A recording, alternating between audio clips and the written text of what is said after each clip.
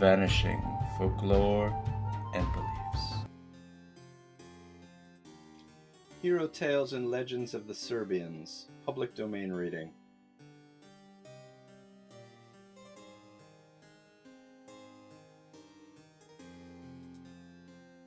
A pavilion neither in the sky nor on the earth.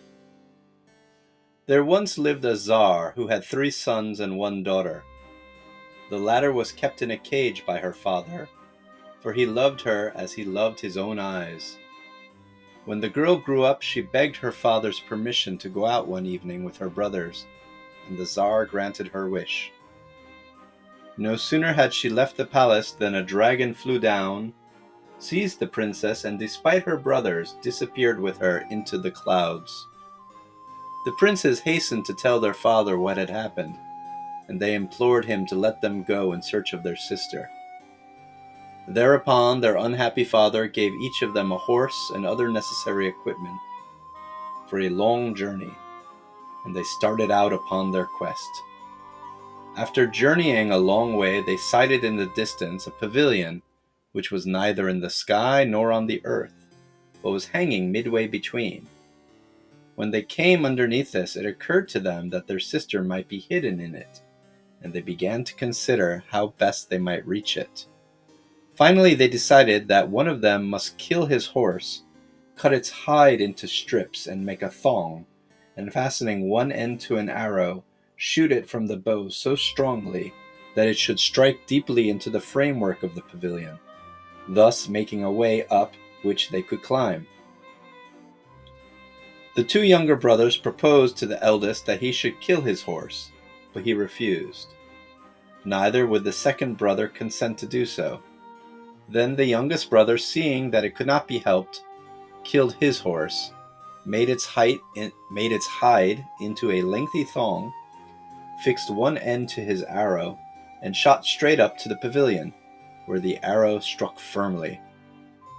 Next they had to discuss who should climb up the thong. Again the 2 elder brothers refused, so it fell to the youngest to perform this exploit.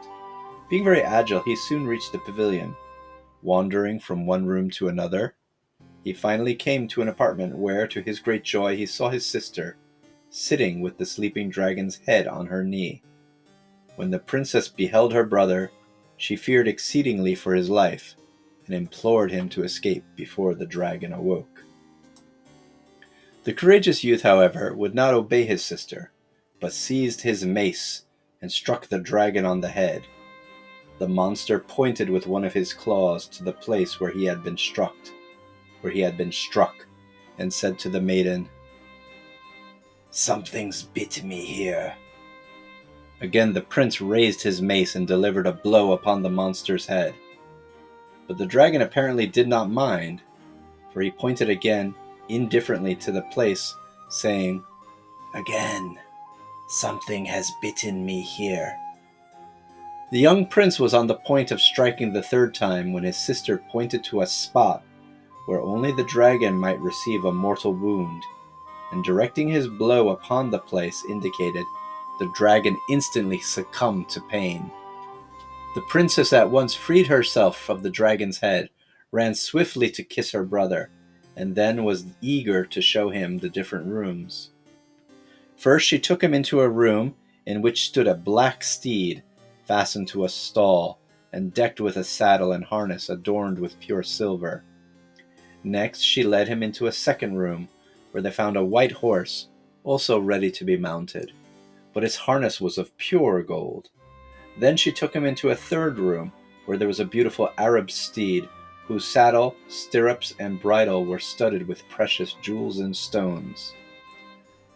The princess next conducted her brother to a chamber in which a maiden was sitting at a golden tambouret, engaged in embroidering with golden threads.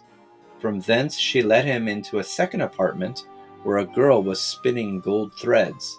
At last they entered a third room in which a maiden sat threading pearls, and before her upon a golden plate was a golden hen with its chickens, sorting the pearls.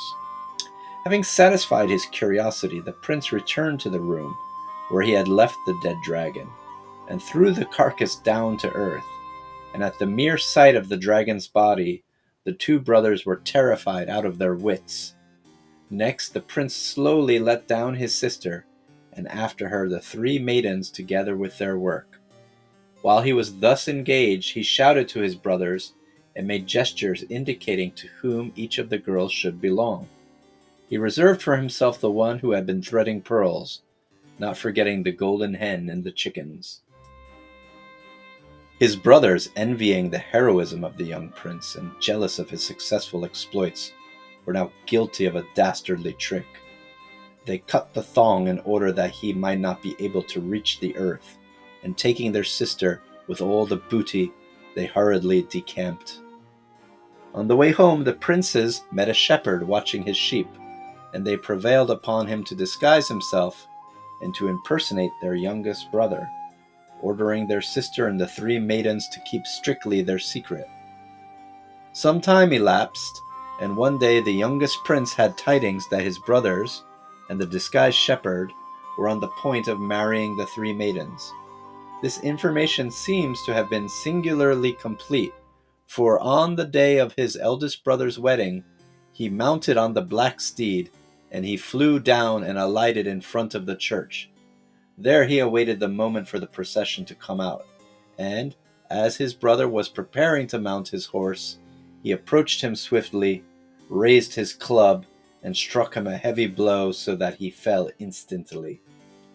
The young prince then remounted the black horse and was instantly transported to the mysterious pavilion. On the wedding day of his second brother, the feat this time was on the white horse. It was repeated, none guessing who the strange aggressor was. Next came the turn of the shepherd. On the day of his wedding with the third maiden, the young prince mounted on the Arab steed, alighted in the churchyard just at the moment when the wedding procession started to return. This time he struck the bridegroom on the head so heavily that he fell dead. The guests hurriedly alighted from their horses and surrounded the prince, who made no attempt to escape, but revealed himself as the third son of their Tsar. He told them that the pretended prince, whom he had just sent to the other world, was but a common shepherd, and that his brothers, out of envy, had caused him to remain in the magic pavilion, where he had discovered his sister and killed the dragon. All that he said was immediately confirmed by his sister and the three maidens. When the Tsar heard this, he was very angry with his two elder sons, and drove them forever from his palace. But as for his valiant youngest son, he united them to the third maiden, and left him the crown and all he possessed when he died.